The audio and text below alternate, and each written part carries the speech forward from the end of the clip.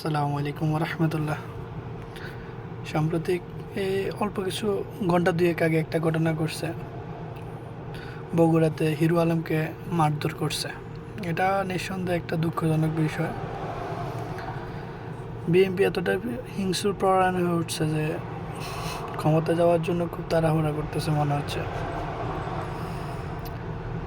তারেক রহমান নামে কি বলছে, এটা হিরো আলম আসলে খুব সহজ সরল একটা মানুষ, সেলিব্রিটি।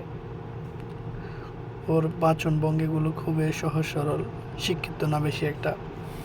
এটা নিয়ে অনেক হাসাহাসি করে পাবলিক। হিরো আলমের বিষয়ে আসলে কি বলবো, হিরো আলম বাংলাদেশের অনেক শিক্ষিত মানুষও পিছিয়ে পড়ে আছে, এখনও হিরো আলমের কাতারে যেতে পারেনি। সে সোশ্যাল মিডিয়া, ইউটিউব, ফেসবুক ব্যবহার করে সে নিজের জীবিকা নির্বাহ করে, গান বাজনা করে কি জীবিকা নির্বাহ করে, আর তাকে আমরা তুচ্ছ তাচ্ছিল্য করতেছি। এটা আসলে মোটেই ঠিক না। বিশেষ করে বাংলাদেশে বর্তমানে যে অবস্থা আছে, এত তাড়াহুড়া বিএনপি করতেছে, এটা সীমা কল্পনীয় অতীত।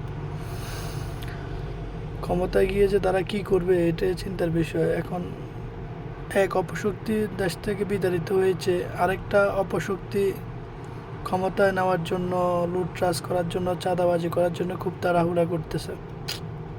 জনগণ আপনারা খুবই সচেতন, বর্তমান প্রজন্ম অনেক সচেতন, মানুষ এগুলো বোঝে। সঠিক দলকে বেছে নেন, সঠিক দলের সমর্থন হন, দেশটাকে ভালোবাসুন, এটাই আমার বলা। আসসালামু আলাইকুম রহমতুল্লাহ।